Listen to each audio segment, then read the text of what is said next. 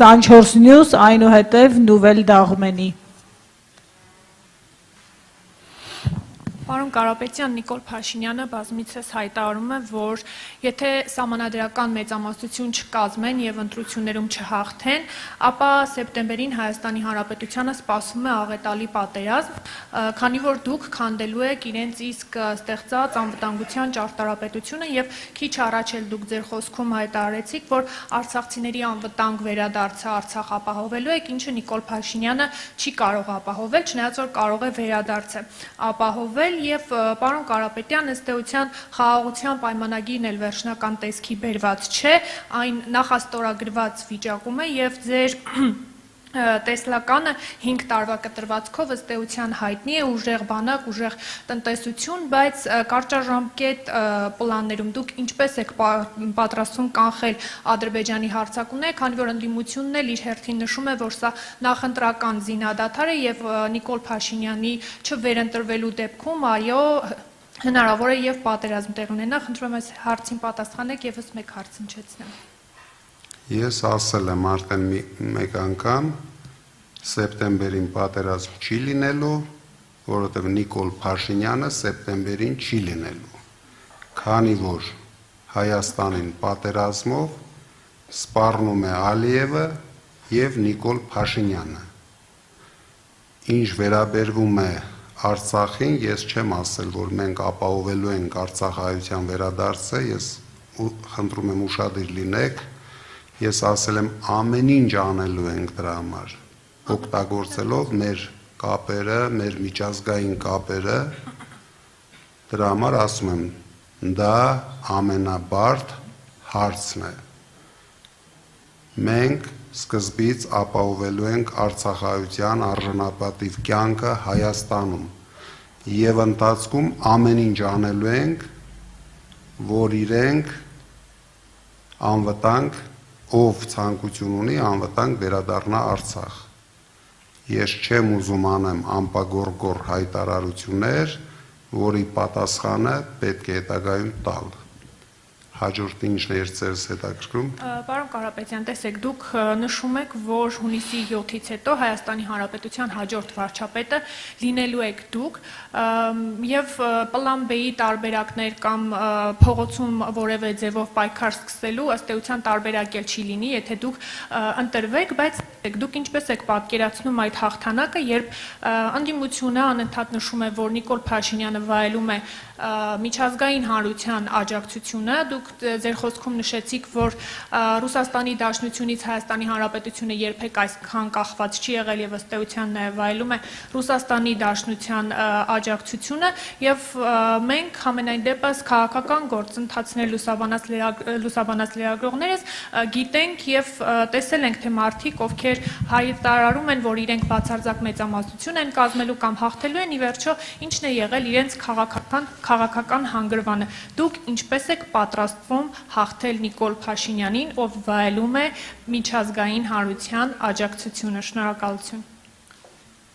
Մենք հենվում ենք հայ ժողովրդի վրա, ոչ թե միջազգային հանրության վրա։ Միջազգային հանրությունը թող շատ հաճույքով կազմակերպեն ընտրությունները իրենց երկրներում։ Հայ ժողովուրդը հունիսի 7-ին կանի իր ընտրությունը Հայաստանում։ Մենք հենվում ենք միայն հայ ժողովրդի վրա։ Իսկ ինչի համար ենք մենք այդքան վստահ։ Վստահ ենք, որովհետև Նիկոլ Փաշինյանը 8 տարի խապել է հայ ժողովրդին։ 8 տարի ինչ ասել է, ոչինչ չի արել։ Ես նույնիսկ կարող եմ կարդալ, ինչեր է ասել Նիկոլ Փաշինյանը եւ չի արել։ Եթե ձեզ հետաքրքիր է։ Չնայած դուք երևի բոլորդ գիտեք, բայց ուզում եմ մեր հանրությունը նորից լսի դրա մասին։ Ինչ? հայտարարությունները, ամպագորգոր հայտարարություն չէ, կարդալու եմ։ Բռնությունը այլևս տեղ չունի Հայաստանի ներքաղաքական կյանքում։ Ստեղծել ազգային համերաշխության մթնոլորտ եւ հաստատել օրենքի ու իրավունքի վրա հիմնված ազգային միասնություն։ Չի զարմացնում ձեզ։ Բոլորը հավասար են օրենքի առաջ, այսինքն ես էլ եմ հավասար օրենքի առաջ։ Եվ արտոնյալներ չի լինելու։ Մարդու իրավունքները պաշտպանված են լինելու Հայաստանում։ Ես ուզում եմ քաջալերել մեր հայրենակիցներին ներդրումներ անել Հայաստանում, հիմնել նոր բիզնեսներ եւ տասնյակ հազարավոր աշխատատեղեր ստեղծել Հայաստանում։ Սա ազգային անվտանգության հարց է։ Արտաքին քաղաքականության հիմքում լինելու են Հայաստանի եւ հայ ժողովրդի հավաքական շահը։ Չզարմացաք, մենք Ռուսաստանի հետ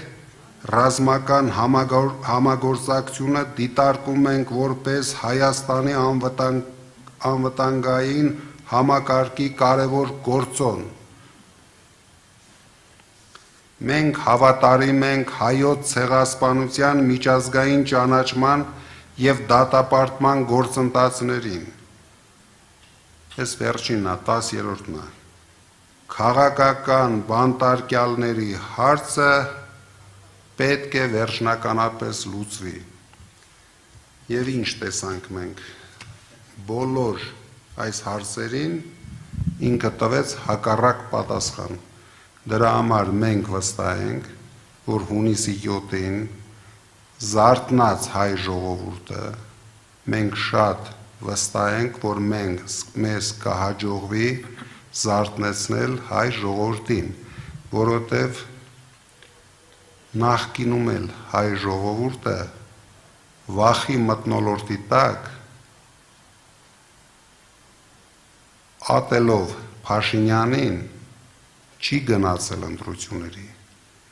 Հիմա մենք բոլորս, բոլոր օպոզիցիոն ուժերս միասին պետք է գործենք, պետք է ժողովրդին հիշեցնենք, որ իրենք պարտավոր են կատարեն իրենց սահմանադրական պարտքը, որ հետագայում չմեղադրեն ոչ քաղաքական ուժերին, ոչ քաղաքական գործիչներին, որ նախկիները եկան, ներկաները գնացին ու այսպես մենք ապրում ենք աղքատ կյանքով։ Աղքատությունը հասել է բացարձակ մակարդակի, հիմնականում տարածքներում։ Եթե մենք իրենք հայտարարում են, որ Հայաստանում կա 21% աղքատություն, մենք ներկայացրեցինք, որ մարզերում աղքատության մակարդակը անցնում է 40%-ը։ Մենք սրա մասին պետք է մտածենք։ Վերջ։ Եթե դուք վերջ, ես էլ վերջ։ Ես ունեմ հարց, չէ, պարոն Կարապետյան, Նիկոլ Փաշինյանը անդրադարձավ ձեր այն հայտարարությանը 1 տոննա սնկի հետ կապված եւ հայտարարել է, որ ձեզ դատի է տալու եւ ինչպես նաեւ սունկը դուք եք ուտելու։ Նաեւ պարոն Կարապետյան, քանի որ վերջին հնարավորությունն է հարց տալու, դուք նշեցիք, որ հարգելով ինստիտուտը 2021 թվականին Նիկոլ Փաշինյանին շնորհավորել եք հաղթանակի կապակցությամբ։ Հիմա դուք նույնը ակնկալում եք Նիկոլ Փաշինյանից, որ հաղթելու դեպքում ինստիտուտը հարգելով ձեզ պետք է շնորհավորի։ Ես ասեցի, ես ինֆորմացիա ունեմ, չասեցի հաստատ Նիկոլ Փաշինյանը սունկը։ Ես ասի դից ինֆորմացիա ունեմ։ Ինչ վերաբերվում է շնորհավորելուն, դա իր գործն է։ Ես շնորհավորի, չի շնորհավորի։ Ես իմ քաղաքացիական պարտքը կատարել եմ ժամանակին, հիմա ինքը ինչ կանի, կարող է այդ օրը գնա թմբուկ նվագի, ես ինչ գիտեմ ինչ անել Նիկոլ Փաշինյան։ Շնորհակալություն։ Շնորհակալություն, հարգելի գործընկերներ, վերջին։ Ես ասում եմ, ենթադրում եմ, Քանի որ ինքը իր երազները պատմում է, ես այդպիսի տպավորություն ունեմ։ Հիմա եթե դատի է տալիս իմ տպավորությունների համար, դատարանում ես իմ տպավորությունները նորից կպատմեմ։